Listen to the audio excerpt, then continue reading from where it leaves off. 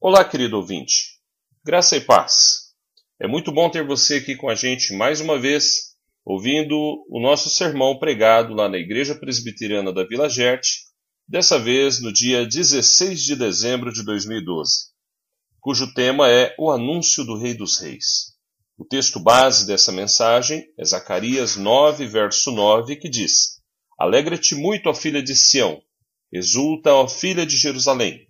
Eis aí te vem o teu rei, justo e salvador, humilde, montado em um jumento, num jumentinho, cria de jumenta. Meu desejo é que Deus fale muito ao seu coração e te fortaleça através dessa mensagem. Um grande abraço, fique na paz do Senhor. Meus queridos, é interessante que nós geralmente cantamos hinos de Natal e também de Páscoa, hinos que falam do sacrifício e da ressurreição de Jesus e do nascimento de Jesus, somente nessas épocas. Geralmente nós cantamos hinos e lembramos do Natal no mês de dezembro. E paramos para pensar na morte de Jesus e na sua ressurreição no mês de abril. Mas isso é uma tendência que nós precisamos superar. Porque quando comemoramos o Natal e também a Páscoa, nós não estamos apenas nos firmando naquela data. Essas datas, na verdade, são datas simbólicas. O sentido dessas datas, e especialmente o sentido do Natal, que se aproxima, daqui uma semana já será a semana do Natal, precisa ser resgatado, queridos. Precisa ser relembrado, comemorado durante o ano todo. Eu lembro de um cântico do grupo Life, Asaf Borba, não sei se vocês já ouviram falar desse pessoal, uns irmãos muito abençoados aí, tem dezenas de discos gravados, e não sei se vocês conhecem aquele que fala assim: Natal na minha vida é todo dia. Natal na nossa vida, queridos, tem que ser todo dia. Por isso, nessa noite, eu gostaria de relembrar com os irmãos queridos, com todos aqui presentes, acerca da pessoa de Jesus, quem ele é, e se nós o adoramos corretamente, se nós temos visto Jesus como a Bíblia nos fala a respeito da sua pessoa, e se ele tem sido nosso alvo, nosso padrão de vida. Porque foi para isso que ele veio.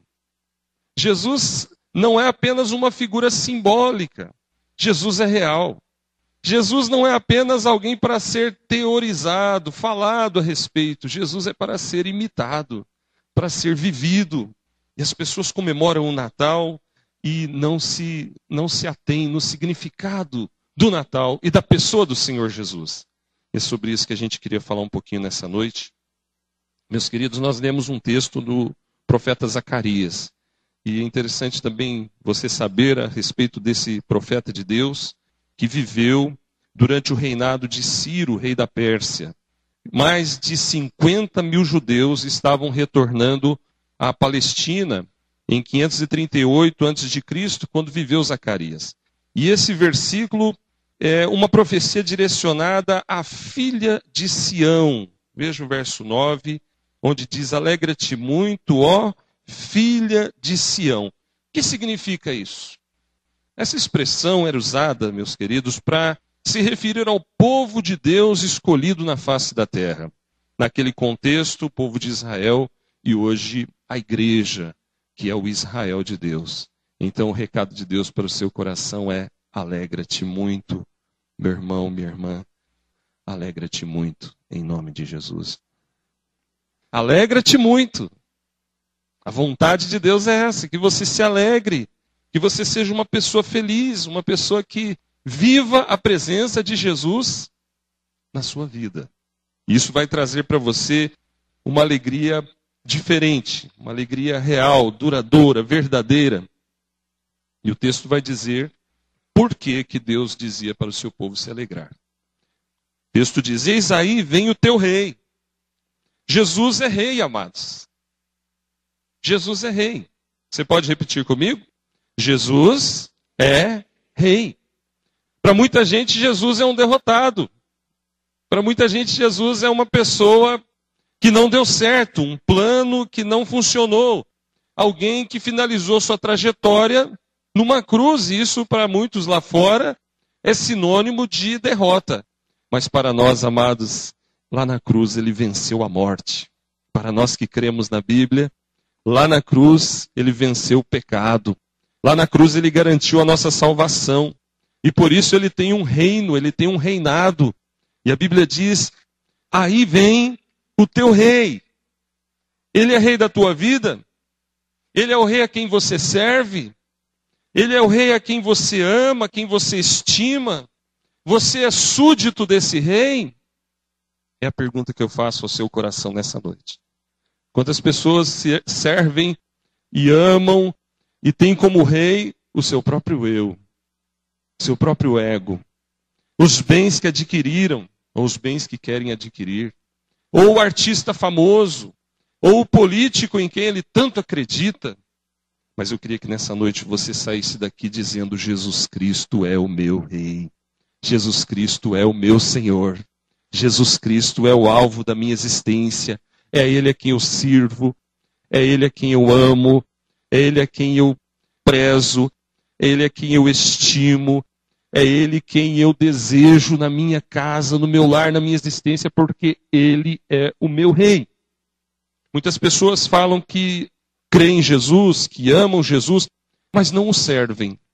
Então, para eles, Jesus é apenas uma figura histórica.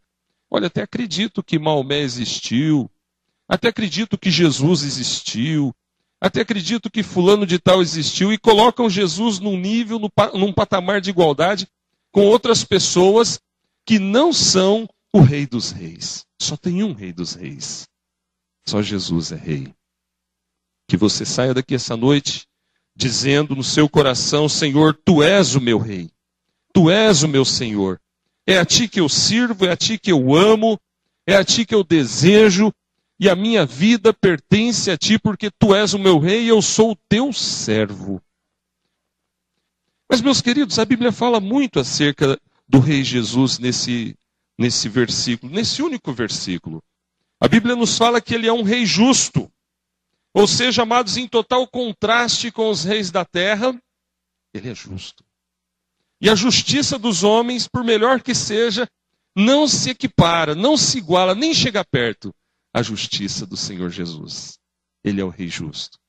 A sua justiça não falha, a sua justiça é perfeita, assim como Ele é perfeito. Mas a Bíblia também nos diz aqui nesse texto que Ele é um rei salvador. Veja que o texto diz, eis aí vem o teu rei, justo e salvador. E esse segundo atributo de Jesus, queridos, aponta para a obra mais excelente que ele realizou, que foi o objetivo final da sua vinda, da sua descida, como ele mesmo fala em João 6, que nós lemos, eu desci do céu. O nascimento de Jesus é a descida do Rei dos Reis à terra. E ele veio para quê? Ele veio para salvar. Ele veio para salvar. Por isso que a Bíblia diz que ele é o Rei Salvador. Ou seja, meus amados, essa era a obra final da sua vinda a esse mundo. Meus amados, nenhum outro rei fez ou poderia fazer o que ele fez. Nenhum outro rei deu a sua vida para salvar o seu povo. E ainda que quisesse fazer isso, não poderia salvar. Porque só Jesus tem poder para salvar. Só Jesus é o Rei perfeito, só Jesus é o Filho de Deus, só Jesus é o Salvador. Então o texto diz, alegra-te, porque aí vem o teu Rei justo e o teu Rei Salvador. Ora, se você conhece a salvação que Cristo dá, não deixa a tristeza tirar de você essa alegria, meu querido irmão, minha querida irmã. E se você ainda não conhece essa alegria que Cristo dá, busque nele nessa noite a salvação. E Ele poderá te salvar. E você poderá sair daqui deste templo com a sua certeza da vida eterna. Ou talvez se você já entregou-se a Jesus um dia, mas se afastou, se distanciou, talvez hoje seja o dia de você renovar os seus pactos, os seus votos com Deus. E dizer, Senhor, Tu és o meu Rei Salvador. Tu és o Rei Salvador da minha alma, da minha existência, da minha vida. E a salvação excede o nosso entendimento, amados, mas nós nos complementamos na verdade da palavra de Deus. E a palavra de Deus nos diz, todo aquele que vem a mim, de maneira nenhuma lançarei fora. Vá a Deus com dúvidas, com dificuldades, com medos, com angústias, Vá do jeito que você está. Busque ter uma experiência real com Deus e você terá. Muitas pessoas dizem, não, olha, eu preciso primeiro endireitar minha vida para depois ir a Jesus. Eu preciso consertar isso. E colocam uma série de obstáculos antes de Jesus. Mas Jesus diz lá em Mateus capítulo 11, versículo 28, vinde a mim, todos vós que estáis cansados e sobrecarregados, e eu vos aliviarei. E meus amados, o texto ainda nos diz que ele é um rei humilde. Diz o texto, eis aí vem o teu rei, justo e salvador, humilde. A humildade do nosso Senhor é algo impressionante. O texto nos diz ainda, profeticamente, que esse rei aparece montado em um jumento, num jumentinho, cria de uma jumenta. E a Bíblia nos relata isso lá em Mateus capítulo 21. Se você puder abrir a sua Bíblia, ou apenas, se desejar apenas ouvir, eu vou ler Mateus 21, de 1 a 5, onde se cumpre essa profecia de Zacarias. Mateus 21, de 1 a 5, o evangelista relata o seguinte: quando se aproximaram de Jerusalém e chegaram a Betfagé, ao Monte das Oliveiras, enviou Jesus 2 discípulos, dizendo-lhes, ide à aldeia que aí está diante de vós, e logo achareis presa uma jumenta, e com ela um jumentinho. Desprendei-a e trazei-mos. E se alguém vos disser alguma coisa, respondei-lhe que o Senhor precisa deles, e logo os enviará. Ora, isso aconteceu para que se cumprisse o que fora dito por intermédio do profeta. Dizei à filha de Sião, eis aí te vem o teu rei, humilde, montado em jumento, num jumentinho, cria de animal de carga. Veja, irmãos, que a humildade de Jesus se manifesta na Bíblia o tempo todo. Ele não entrou em Jerusalém montado num cavalo árabe, num cavalo de guerra. Ele não entrou em Jerusalém numa carruagem. Ele não entrou em Jerusalém como um rei humano entraria. Mas ele entrou como um rei humilde que ele é, montado num jumentinho, um animal de carga. E a palavra de Deus nos fala, irmãos, da humildade de Jesus antes mesmo dele nascer. Em Filipenses capítulo 2, de 5 a 8, diz assim, tende em vós o mesmo sentimento que houve também em Cristo Jesus. Pois ele, subsistindo em forma de Deus, não julgou como usurpação ser igual a Deus. Antes a si mesmo se esvaziou, assumindo a forma de servo, tornando-se em semelhança de homens, e reconhecido em figura humana, a si mesmo se humilhou, tornando-se obediente até a morte e morte de cruz. A humildade de Jesus se manifestou no fato dele abrir mão de direitos que ele tinha antes da sua encarnação. Você está compreendendo? Está entendendo o que eu estou dizendo? Quem está entendendo, diga amém.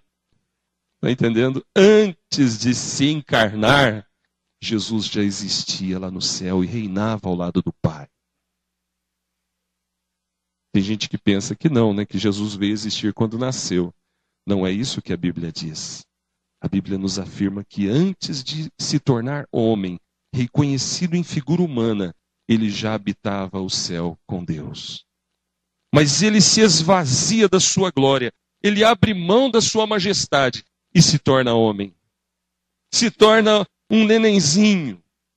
A humildade dele se manifesta, então, queridos, em que ele abre mão de sua majestade, de seu poder, de sua glória, e se encarna, filho de uma mulher pecadora, Maria, porque como qualquer ser humano, Maria, por melhor que fosse, por mais correta que fosse, ela não era perfeita, ela era uma mulher, um ser humano, como qualquer um de nós, então ela era pecadora. E ela precisou da salvação do Senhor também. E ela mesma diz, reconhece isso, dizendo, Senhor, meu Rei, meu Salvador. E ele nasce, amados, então, ali naquela cidade pequenininha, ou na verdade um vilarejo chamado Belém, em uma estrebaria, um lugar preparado para guardar animais. E não havia lugar para ele nas hospedarias da cidade. O mundo não tinha lugar para o Rei dos Reis. O que ficou para ele, o que o mundo tinha para ele naquele dia, era uma estrebaria. faz a gente pensar, não é?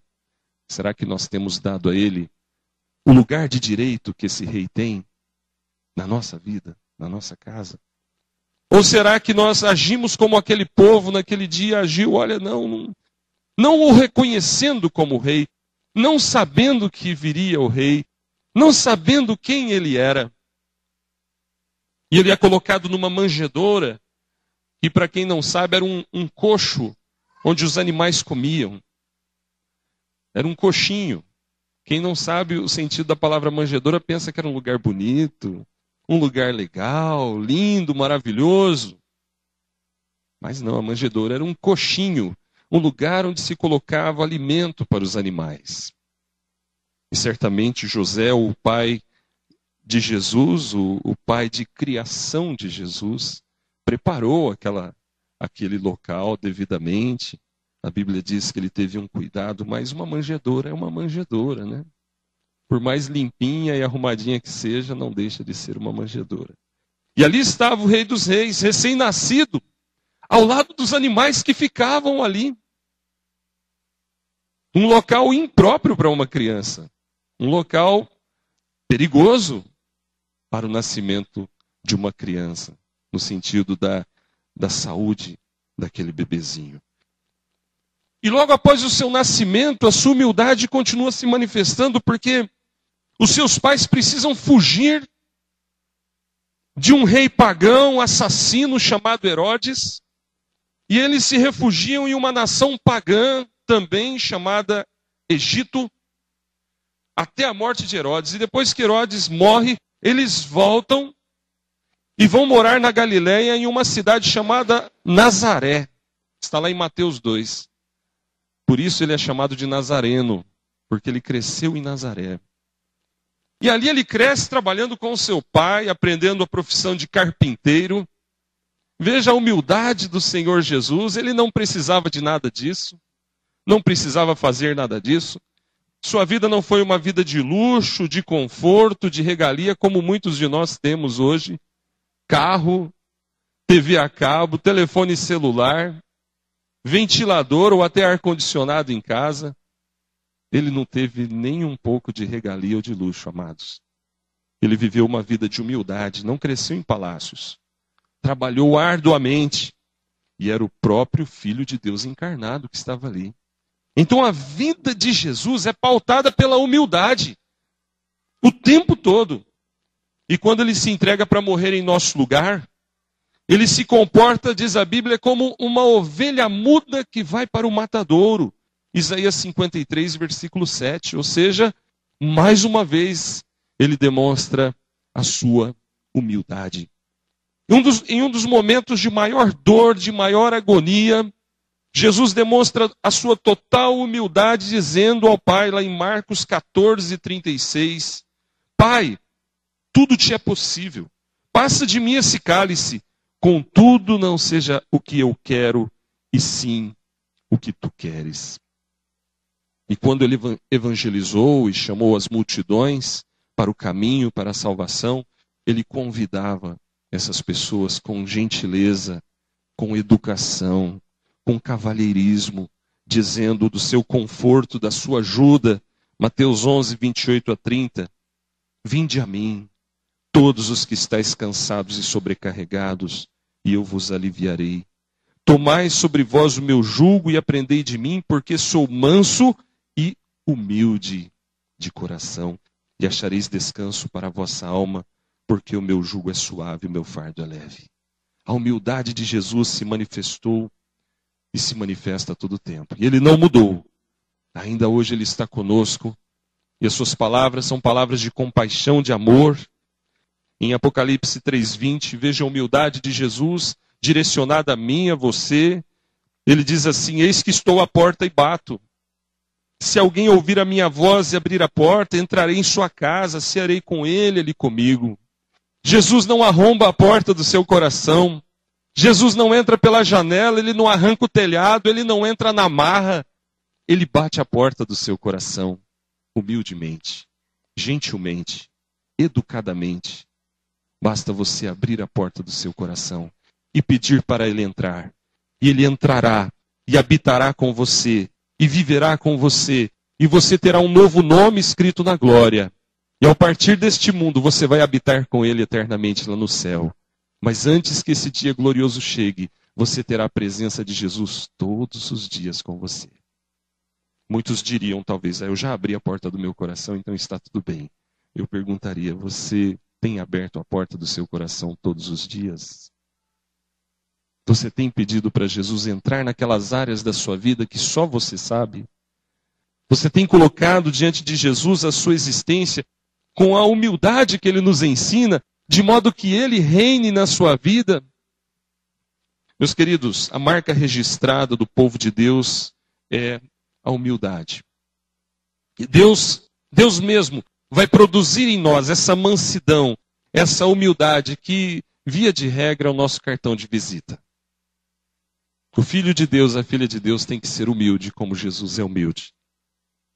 Ninguém se julgue maduro, ou sábio, ou firme na fé se for arrogante, prepotente, orgulhoso, se não souber medir as suas palavras, se não souber ter educação, ter disciplina no falar. A palavra de Deus nos diz em Provérbios 16, 18, que a soberba precede a ruína. Veja, o oposto da humildade traz ruína.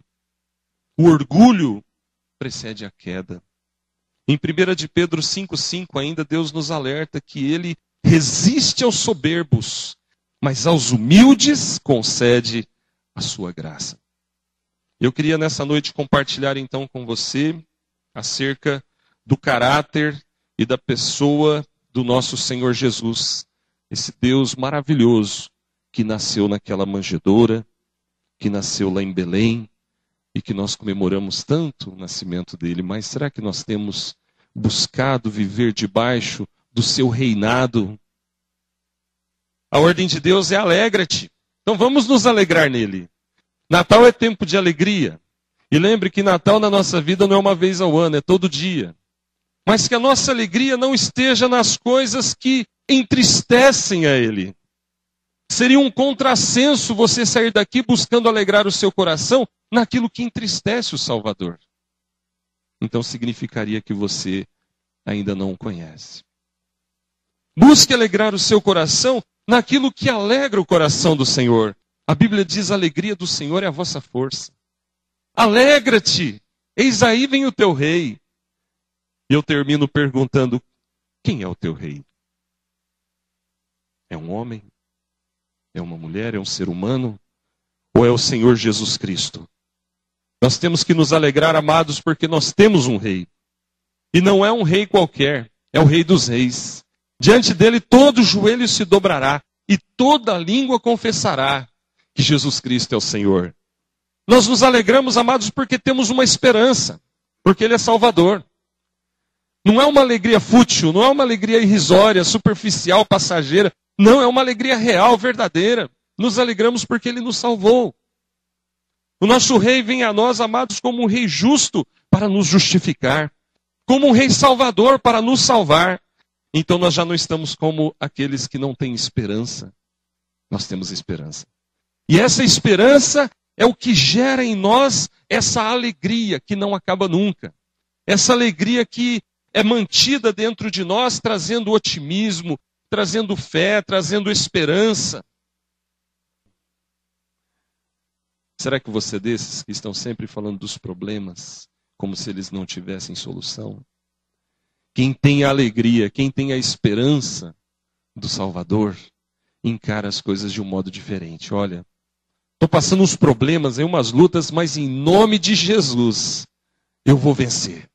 Porque Jesus me faz mais que vencedor. Estou passando por lutas, é verdade, mas glória a Deus, Jesus está comigo. Eu estou alegre, Ele está comigo, Ele me segura pela mão, Ele não me deixa cair, e se eu bambear, Ele me levanta, Ele me fortalece. Ele diz: eu estou contigo, filho, todos os dias. Eu te guardo, eu te sustento. E a palavra diz que Ele nos carrega nos braços. Então isso é esperança. Tenhamos em Jesus, amados, essa esperança que só Ele pode dar, através da salvação. Que você seja assim abençoado, hoje, no Natal e sempre, na sua vida. O Senhor Jesus te abençoe e te guarde. Alegra-te, eis aí vem o teu Salvador. Vamos ficar de pé e vamos orar? Em seguida passaremos a cantata. Pai, que nesse Natal nosso coração seja repleto de alegria. Não alegria nas coisas fúteis, passageiras, não alegria em coisas superficiais, mas que a nossa alegria no lar, na família, em todas as áreas, seja uma alegria abençoada por Ti, ó Pai. Seja aquela alegria, Pai amado, que nós sentimos em todos os momentos, em tudo que fazemos, porque sabemos que o Senhor está conosco.